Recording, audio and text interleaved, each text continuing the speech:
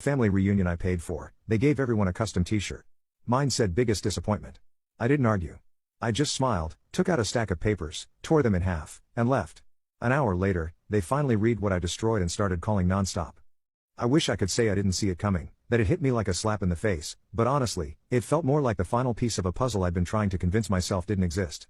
I stood there holding the t-shirt, staring at the bold black letters like they were written in permanent marker on my chest. Biggest disappointment. Nice. My sister Laura was already giggling, it's just a joke. Frankie Ben gave me a lazy shrug from across the table, beer in one hand. Come on, man. You've got to admit it's kind of funny. My parents were silent at first, then my mom let out this light chuckle, like someone had told a slightly inappropriate joke at a PTA meeting. My dad shook his head, smiling like I just tripped on a sidewalk. I nodded once, then again, slower. Right. Funny. I folded the shirt neatly and set it on the edge of my plate. No one noticed that my hands were shaking just slightly, or if they did, they didn't care. I don't know what I expected. I paid for this entire reunion, venue, food, travel. I even paid for the matching shirts. That's the punchline, isn't it? They used my card to print that label. The joke's hilarious. I'd spent months organizing this weekend, reserved the old lakeside house they used to rave about, hoping foolishly that maybe nostalgia would soften things, that maybe I'd finally feel like part of something again. Instead, I got a printed confirmation of my place in the family. And the worst part? I didn't even feel angry, just tired in the kind of way that sinks into your bones and settles there like cement. I pushed back my chair, smiled, and said, "Be right back." I walked upstairs to the guest room, my room, technically, since I rented the entire property, and opened my bag. The folder was exactly where I left it, thick and crisp. I'd had the papers printed on special parchment, something that felt significant to hold, something they could keep. I'd even considered bringing champagne to go with the announcement. Instead, I walked back into the dining room and stopped just behind my empty chair. No one looked up, they were too busy posing for a group selfie in their new shirts. Perfect timing. I took out the folder, slid the papers from inside, and without saying a single word, I began tearing them in half, slowly, deliberately. Page by page. Laura turned first. "Wait, what is that?" Ben furrowed his brow. "Dude, is that a contract?" I didn't answer. My dad stood halfway. "Frank," I set the torn papers down in front of my empty plate, smiled again, tighter this time, and said, "Enjoy the shirts." Then I walked out. No yelling, no slamming doors, just footsteps against the old wood floor, the creak of the screen door behind me, and the cool night air pressing against my skin like relief. I didn't even take my jacket. I didn't need it. I was halfway to the car when the first call came in, then a second, then three more, like a dam cracking open. I didn't answer, not yet. Let them read what I destroyed first, let them feel it. I sat in my car for 10 minutes before even turning the key, just staring at my hands on the wheel, still calm, still too calm, like my body hadn't caught up with what had just happened. They laughed.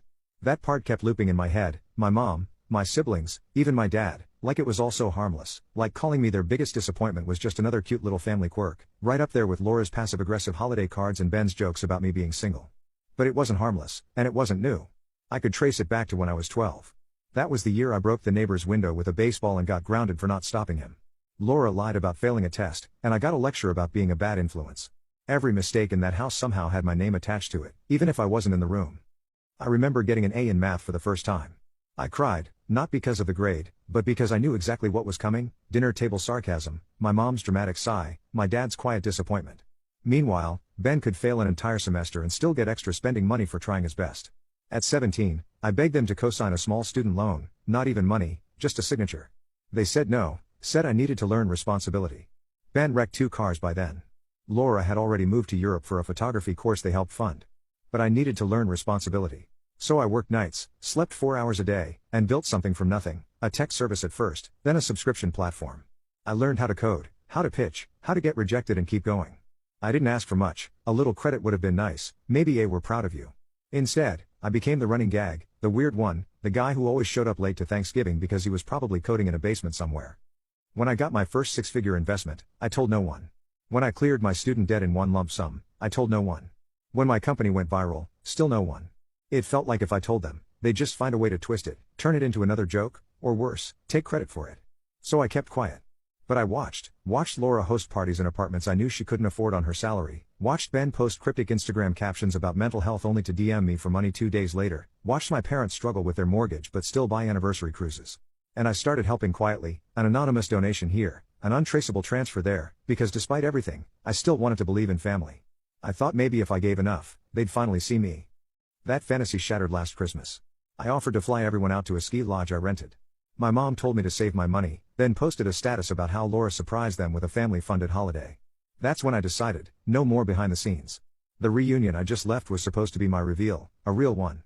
I had it all lined up, a notarized letter gifting my parents early retirement, their mortgage wiped clean, a down payment agreement for Laura and her kids, a new start in a better school district, a debt relief fund for Ben, plus an optional job referral if he ever wanted to start fresh. Each document was signed, sealed, printed on heavy linen paper. I even picked navy blue folders to match the table decor. That's how far I went. I wanted it to be beautiful, memorable.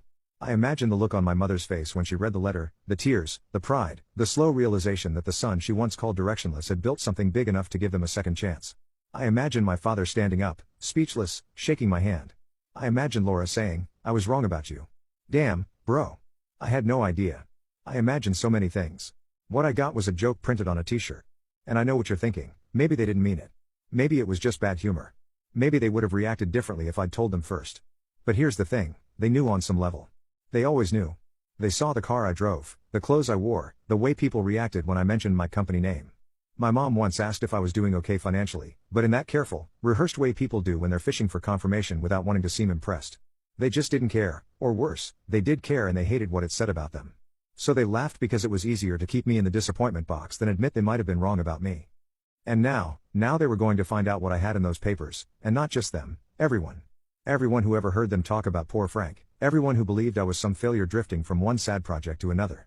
They were going to see the truth, but not before things got worse because I hadn't even seen the messages yet, the ones they were already sending, the lies they were already spinning, the story they were crafting before I could open my mouth. That came next. I didn't even make it back to the city before the story started spreading. First, a call from a friend I hadn't spoken to in months. "Hey, man. Your sister just posted something weird. Said you had a breakdown at the family reunion. Everything okay?" Breakdown, that was the word she used. I opened Facebook, and there it was, a photo of the table from earlier that night, shirts laid out, wine glasses full, a cake in the center with a caption that read, "Some people just can't handle being part of a family. We still love you, even when you self-sabotage." No names, no details, but it was clear who she meant. The comments were full of vague sympathy and cryptic takes. "So sorry, girl. You deserve peace.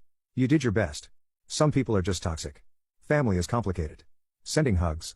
That would have been bad enough. Then came the group chat pings, screenshots, messages forwarded from cousins.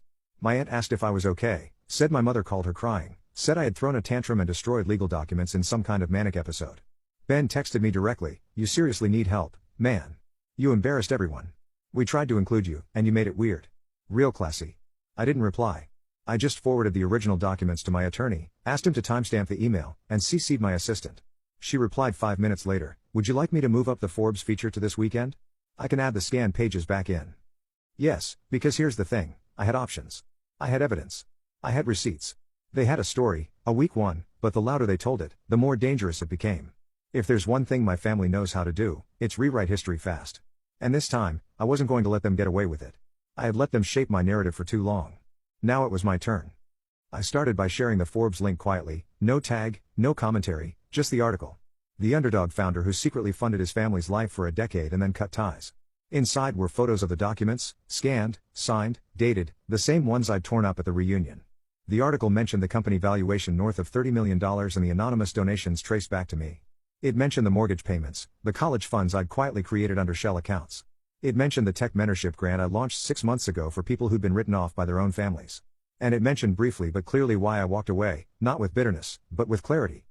Within hours, my inbox exploded. First were the congratulations, then the apologies, then the panic. A voicemail from Laura, "Why would you make that public? You're humiliating us." A text from Ben, "Wow, real mature. Hope you feel good about ruining the family." A call from my mom, "We need to talk. You misunderstood the joke. We were just having fun." Misunderstood a joke. It was almost funny, the way they were doubling down, but it wasn't over. Not yet. Because the story was gaining traction, and the spotlight I never wanted was about to get a lot brighter. A YouTube channel picked it up, then a podcast, then a short documentary. Comments flooded in. People chose sides, but mostly they chose me because people recognize humiliation when they see it, especially when it wears a smile and calls itself family.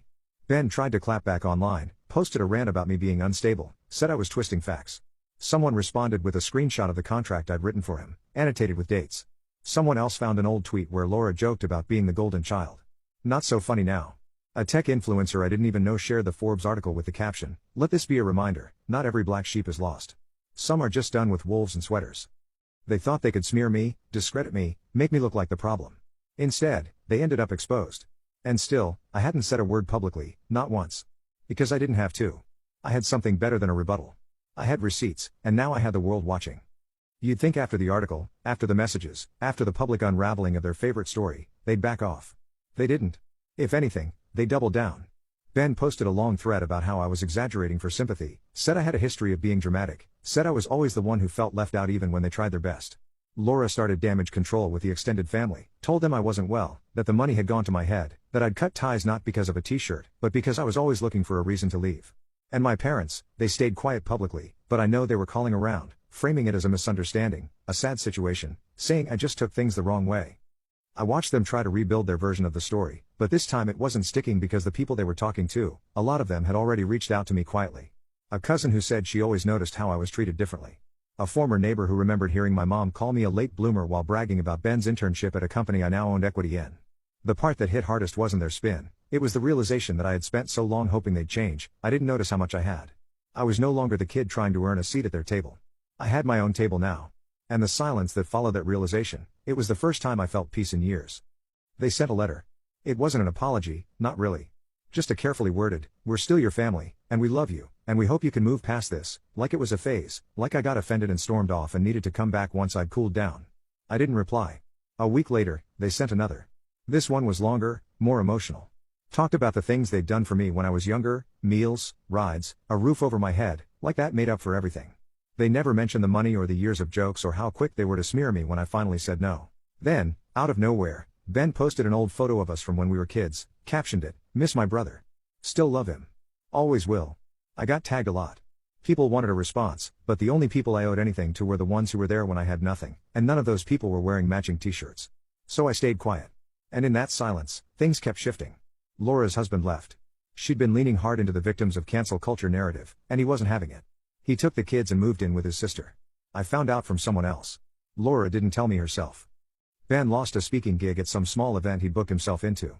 Apparently, someone had sent the organizer the full article along with a comment he made in an old podcast about how his brother could never finish anything he started. My parents tried to refinance their home, but it didn't go through. A friend of mine who works in finance said the bank saw instability.